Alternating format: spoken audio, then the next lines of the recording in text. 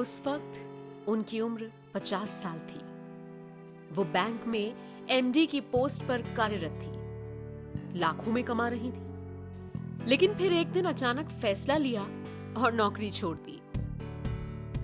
फिर किया कुछ ऐसा काम जिससे न सिर्फ दुनिया भर में नाम हुआ, बल्कि वो भारत की दूसरी सेल्फ मेड वुमेन करोड़पति बन गई। ये कहानी है फाल्गुनी नायर की।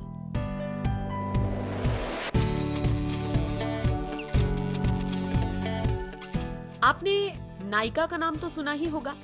ब्यूटी प्रोडक्ट्स के बेस्ट प्रोडक्ट्स का जिक्र हो तो नायका का नाम जहन में आता है।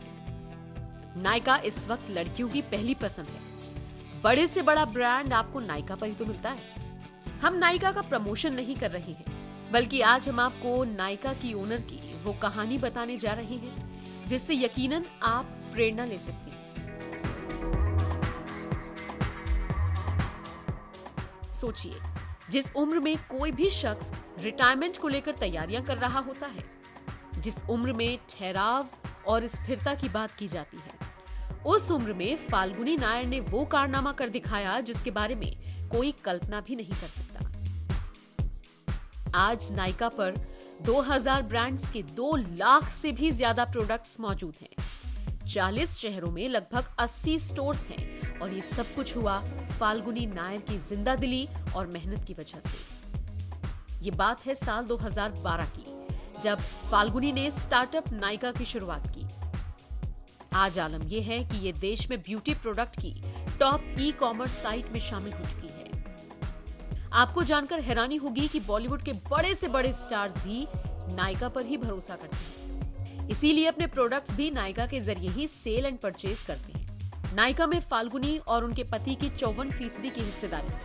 उनके पति संजय नायर अमेरिका की प्राइवेट इक्विटी फर्म KKR के भारत में CEO हैं। फाल्गुनी को मेकअप में खासा लगाव था। इसी को उन्होंने प्रोफेशन में तब्दील करने की सोची।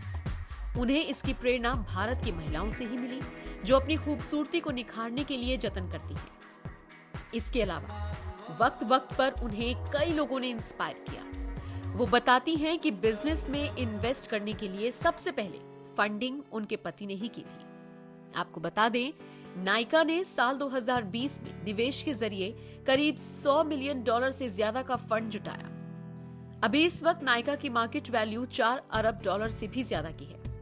कोरोना से पहले साल 2019 में नायका को बहुत फायदा हुआ। कंपनी को 2.9 करोड़ का लाभ हुआ। नायका का रेवेन्यू लगभग 1169.32 करोड़ रुपए बताया गया। बता दें, इसका हेड ऑफिस मुंबई में है। नायका का कारोबार पिछले कुछ सालों में जबरदस्त तरीके से बढ़ा है। काजल से लेकर मेकअप रिमूवर तक हर प्रोडक्ट यहाँ पर मौजूद है। कस्टमर्स को लुभाने के लिए वक्त वक्त पर नायका की तरफ से सेल भी ऑर्गेनाइज की जाती है। जोमैटो और सोना कॉमस्टार के बाद नायका इस साल का तीसरा सबसे बड़ा IPO है। नायका के IPO में हिस्सा लेने वाले मालामाल हो चुके हैं। साल 2012 में शुरू हुआ नायका साल 2021 तक 5.58 करोड़ बार डाउनलोड हो चुका है।